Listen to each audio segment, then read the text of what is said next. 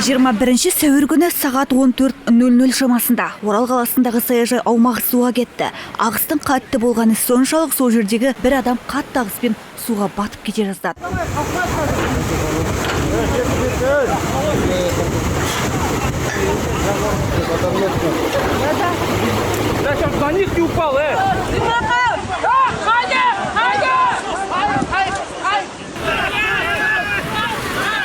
Суға кетіп жатыр адамдар, екінші тәтіш.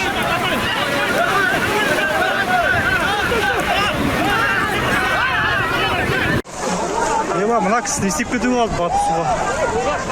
Ема, дәрек шығарып отыр.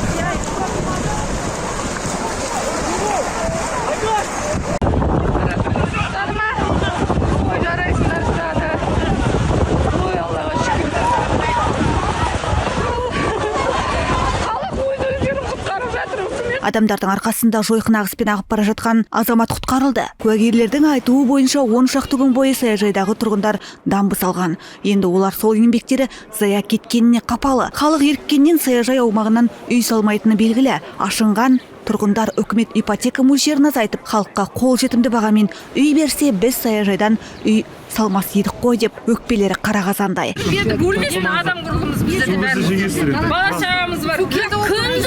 Күндіз түні әкімшіліктің басын қағу керек.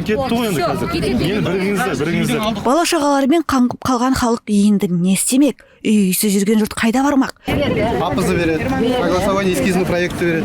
Берді ғой бәрі. Ой, айтады еще. Сен узаконил или не узаконил? Построительство өзгертіңдер, өзгертпесеңдер, ертең үйлерің суға кеткен жағдайда біздер шеше аламыз. Хау өзгертті ғой, енді Ақыт бар, газге де, светке де бәрі де қосуға. Сұрақ көп, жауап әлі жоқ. Үкіметте отырған қазақ деп жүрегі соққан ағаларға сенім артамыз дейді көздері жәутеңдеген саяжайды мекендеген тұрғындар. Бір алла жар болып, сол сенімдеріне лайым селкеу түспегей. Оражайный саяжай бірлестігінің төрағасы Ирина Бичининнің айтуынша бірлестікте 24 үй бар. Дені көп балалы отбасылар. Топан суға дейін тұрғындар өз күшімен әрекет жасап келген. Ағыс қатты жайық ескі бөгетті де жарып өткен. Жылдың 4 мезгілінде саяжайды паналап отырған тұрғындар есеңгіреп қалғандарын айтады. Батыс Қазақстан облысы төтенше жағдай департаменті мамандарының айтуынша 300 саяжайды су басқан. Ондағы 585 тұрғын алдын ала эвакуацияланса, 31 ер адам үйлерді күзету үшін бекетте қалыпты.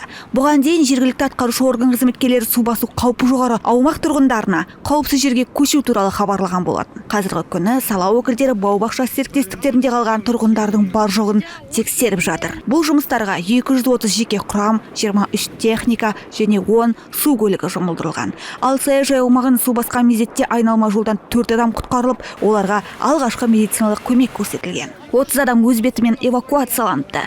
Төтенше жағдайлар департаменті хабарлама алған сәтте қауіпсіз жерге шұғыл түрде көшуге шақырады.